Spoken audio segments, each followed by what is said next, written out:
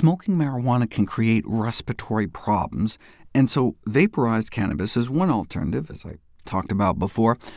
But what about eating it? Vaping is likely less harmful than smoking, and marijuana edibles are another alternative, but may carry increased risks to children and increased risks of overdosing.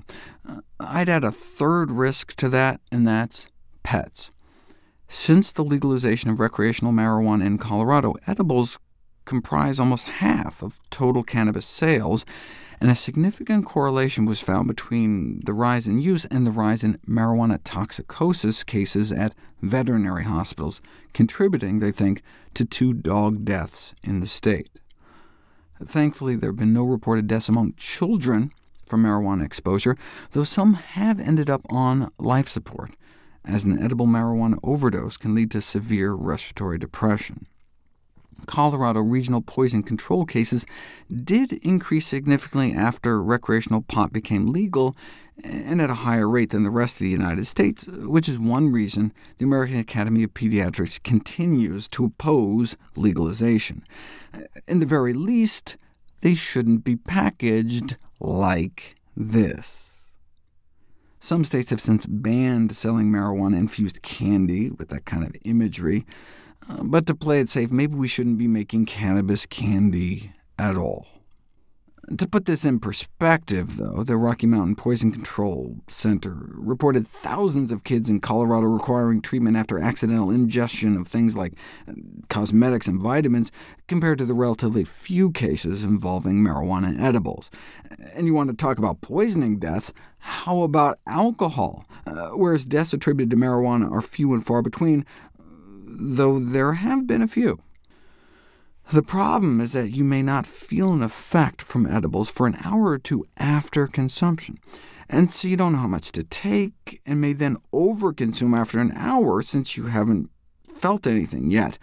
But it takes like 3 hours for cannabis compounds to peak in your bloodstream, compared to just like 10 minutes when you smoke it, and at least that first full hour to really feel much.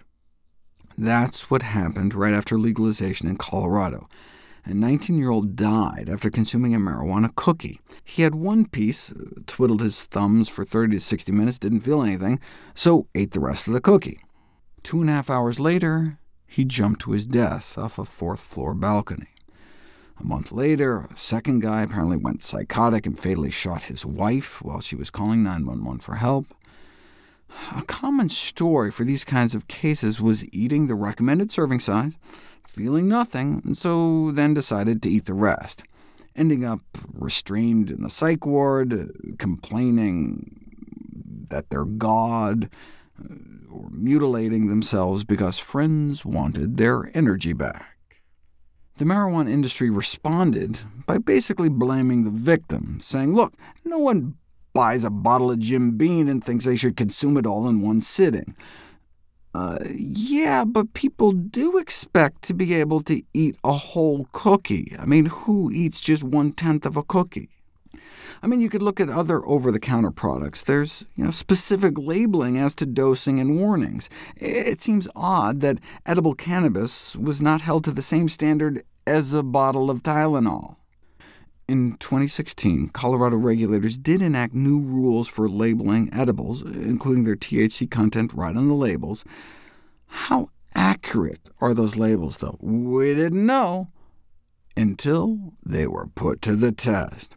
Of 75 products purchased, involving 47 different brands of edibles, only 17% were accurately labeled. Only about 1 in 6 came within 10% of the labeled value. The greatest likelihood of obtaining more than you bargained for products was in Los Angeles, where Seattle seemed to tend to overinflate their labels. It's hard to study marijuana of any kind due to illegality, but based on 100,000 tweets about edibles, most people, it seems, expressed a positive opinion, for what it's worth. One unexpected benefit arose in a focus group of teens on marijuana edibles. Several students in high school, it seemed, were eager to learn how to cook.